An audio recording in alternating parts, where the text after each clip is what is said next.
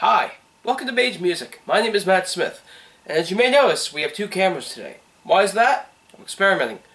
I never did this when I did Mage movies, so that means I might do this with Mage movies, but I don't know. I might not.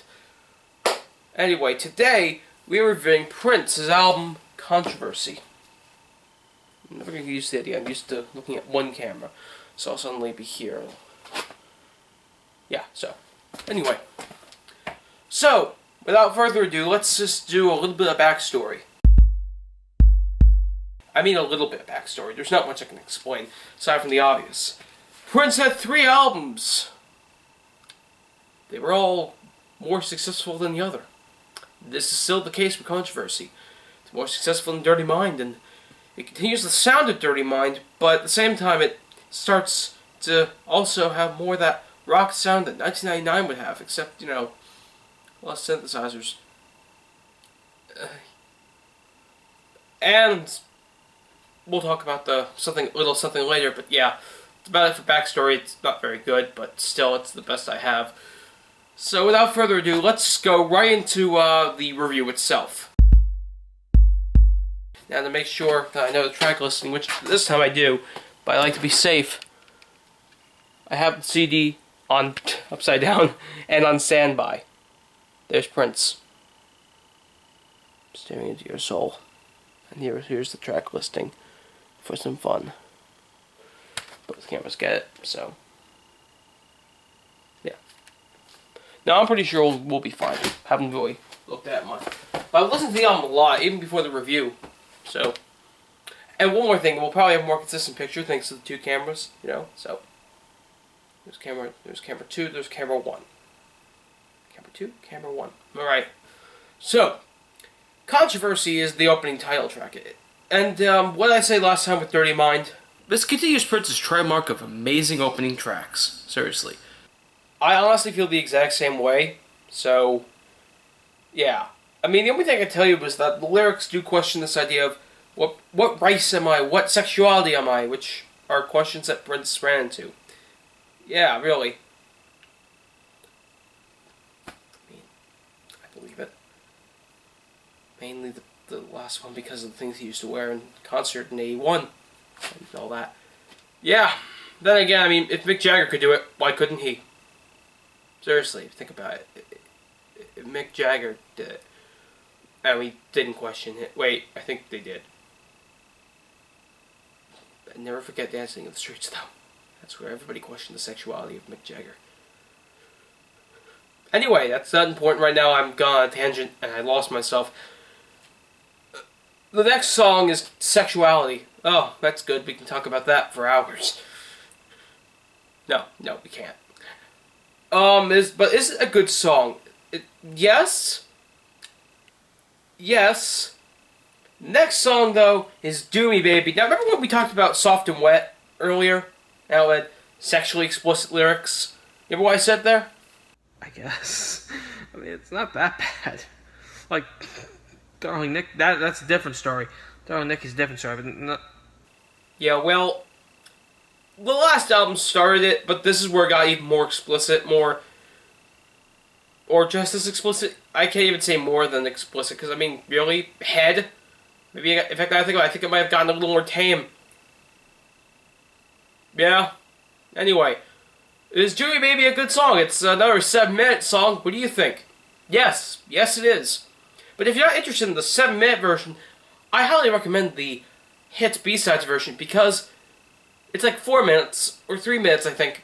So if you don't have the patience for 7 minutes, unlike me, go buy the greatest hits, and only the greatest hits. Next is Private Joy, and oh boy, Prince loves his Valentino references. How do I know this? Manic Monday. Yeah, I'm using the red text. Get used to it. This is the Mage thing. It's a Mage trademark. But whatever, that doesn't matter.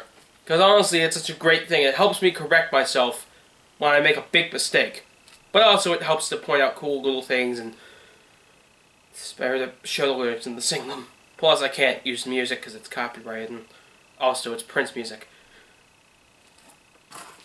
Prince. even after death, is hard to find on YouTube. There was a brief window when he wasn't, but that brief window closed like a few weeks after he died, so let's not go into that. Because, anyway, yes, is Private Joy a good song? Well, I think so. I like it. I certainly listen to it more than I probably should. Yeah, anyway, what's the next song? It's Ronnie Talk to Russia. Now, I mean, come on. This one's a little obvious. Especially after you look it up on Wikipedia's. It's about it's pleading to Ronald Reagan to stop the war, to stop the Cold War. I don't know why I didn't pick up on that. I should have picked up on it. What do you call Ronald? What do you call a man named Ronald? What do you give him as a nickname? Ronnie. The next song is Let's Work. And, fun fact, it was originally called Let's Rock, and then, it's based on a dance that Prince saw, and then, Warner didn't want to release this as a single before the album or something, and I'm not gonna pretend like I know the exact details, but trust me, I learned a little bit of that from Prince Vault. Prince Vault's a Prince fan site you can learn all kinds of Prince information from. This isn't a sponsored deal from them, I just really like it, because that's where I get some of my Prince information from. Seriously, that's how I knew about the home studio and the Dirty Mind thing. I looked it up on there. Plus, it helps me to find out single releases and other stuff. Go to Prince Vault to find your Prince information. You can't find a Prince review, but you can find information about albums. So, yeah, now we got that out of the way. What's the next track after that? Any Christian. And, well, it's about headlines at the time. It's kind of like that song he had later, Sign of the Times.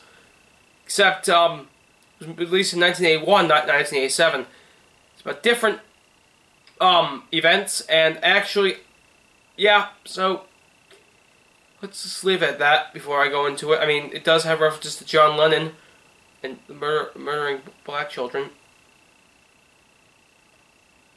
It's not a very happy song, but is it a good song? I think so. I keep repeating myself. It seems like, to put it this way, I seem to like the entire album. And now we have one last track. It's called Jack You Off. Oh, I run the family show motif here. Then again, I talk about stuff like Head and Doing Me Baby. Yeah, trust me, the family show thing died a long time ago. And I feel so happy that's gone. What's special about the song? I mean, aside from the fact that it's spelled with U, instead of the word U, it's the letter U. It's the first time Prince ever did this. It's the fact that, unlike a large amount of the album, for the most part, Prince recorded the entire album basically by himself, aside from a few people earlier on. One or two tracks. This is where pretty much he has a band backing him, and it's pretty much a good chunk of the Revolution before the Revolution became a huge thing. It's kind of like on the last album. The early bits of the Revolution are coming in. It's amazing. Yeah, this is getting really awkward. I'm referencing too many of my past episodes, and I only have 2 before this. Well, let's just let's get to the singles. Yeah, the singles. Here we go. Okay, here we are. Time to talk about the singles. Now, to make things interesting, I decided to color code them. So, what do the colors mean? Well, black indicates a single that was released in stores. White is a promotional single just given to radio stations. And pink are either or, but they're non-album singles. So if you see any of these colors, you'll know which single is which. So, yeah. Give that a few seconds.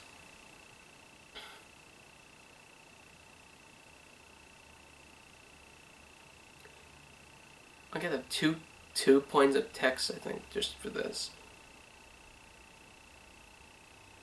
Okay.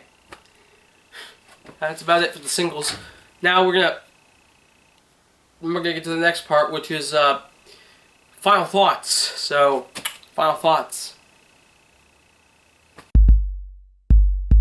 Obviously, I like this album a lot. I seem to say this a lot with every album. Does this mean I'm a very plain person who just likes everything?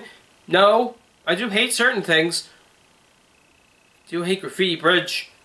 That movie that's a sin against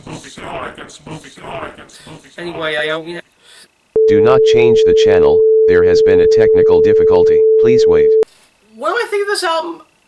Ultimately, I think it's a very good album. It's certainly one of my favorites. Now, I'm not going to pretend like I listen to every track every time, but I do have my standouts, and my standouts are these. These are the ones I listen to the most, and it gives you an idea of who I am as a person. I'm very fun at birthday parties. And just because I say I like a lot of things doesn't always mean that I really love them, that I'll always listen to something. So understand that not all of these songs are my favorites, but I do like them. Like, if I have to listen to them, I will listen to them. But I won't listen to them over and over again. Some I will, others I won't. Now, I think that's all I have to say. In fact, I know that's all I have to say. To go now. You all have a good day. Camera 2. Camera 1. Goodbye. Goodbye, everybody.